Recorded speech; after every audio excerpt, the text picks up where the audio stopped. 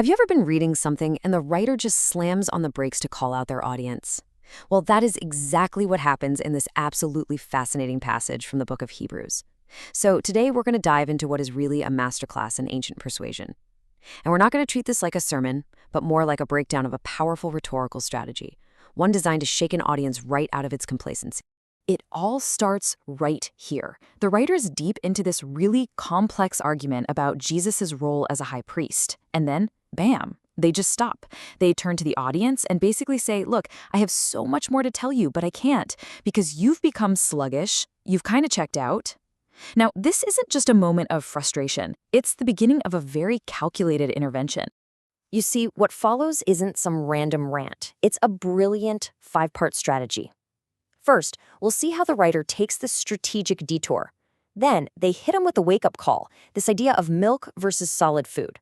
From there, they deliver a really stark warning about ingratitude, before pivoting to reassurance. And finally, they land on this incredible image, an anchor for the soul. Okay, so first step, the strategic detour. The author realizes, hey, my core message just isn't getting through. And why not? Because the audience has become spiritually lethargic.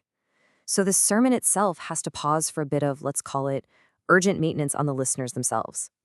And look, the author gets really specific here. They say, by this time, you ought to be teachers, but instead, you need me to go over the basics all over again. So they haven't just stalled out, they've actually gone backward. They're stuck at the starting line when they should be well into the race, helping others along. So to really drive this point home, the author unleashes this powerful and, let's be honest, kind of shaming metaphor. It's designed to be a real wake-up call, forcing the audience to look in the mirror and face their own lack of progress. And this comparison is just brilliant. On one side, you've got infants. They can only handle milk. They're unskilled, they need basic instruction. They can't even really tell the difference between what's noble and what's base. But then, on the other side, you have the mature.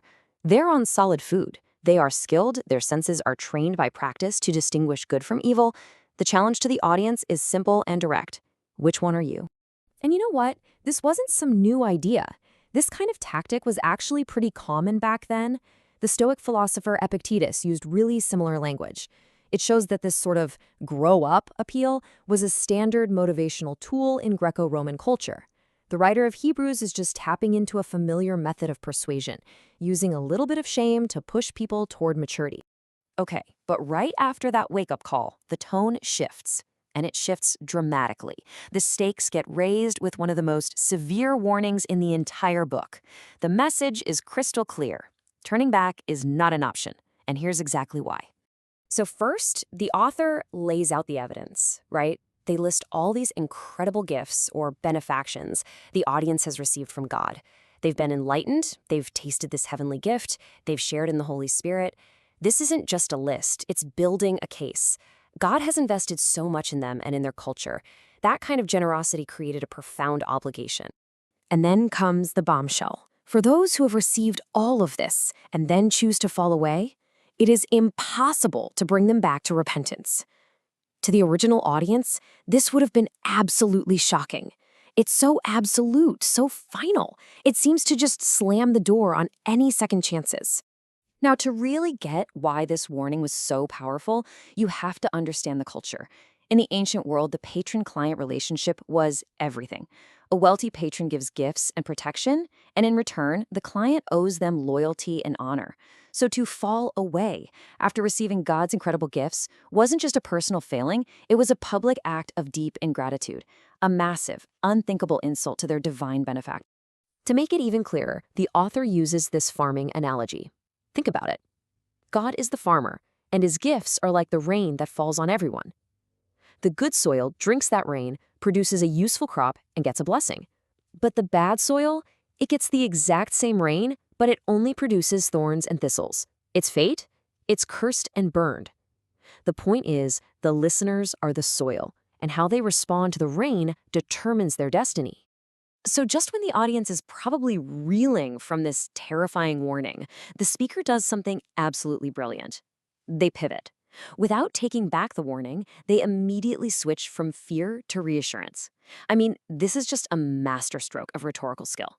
And it turns out, this was actually a textbook move. Ancient rhetorical manuals laid out this exact technique. First, you hit them with a frank, hard-hitting warning. Then, you immediately follow it up with praise. The warning deters them from making the mistake, and the praise soothes any hurt feelings, making them receptive to you again. It's genius.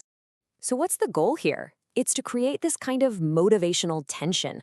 The author basically says, I've just warned you about this terrible fate, but I'm convinced of better things for you.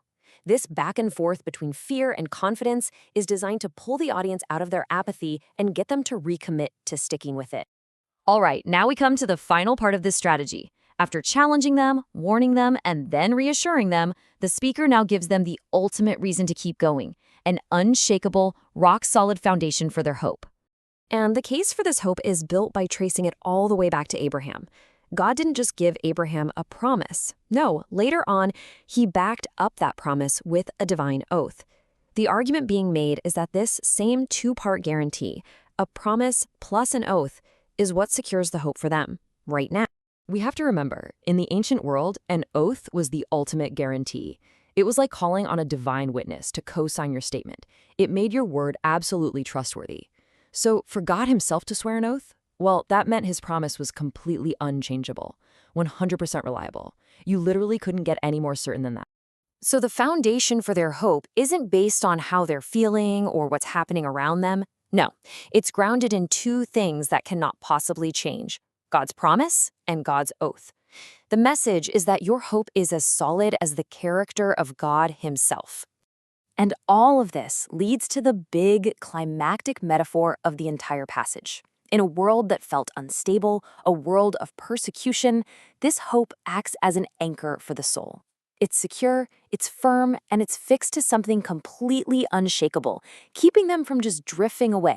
So in the end, this whole section, this thing that looked like a detour, was actually a powerful and deeply strategic intervention. It was carefully designed to refocus the audience, to remind them of their responsibilities, warn them of the high stakes, and ultimately ground them in the absolute security of their hope. You know, the author's message really resonates far beyond its original audience. It leaves us with a question that's just as relevant today as it was back then.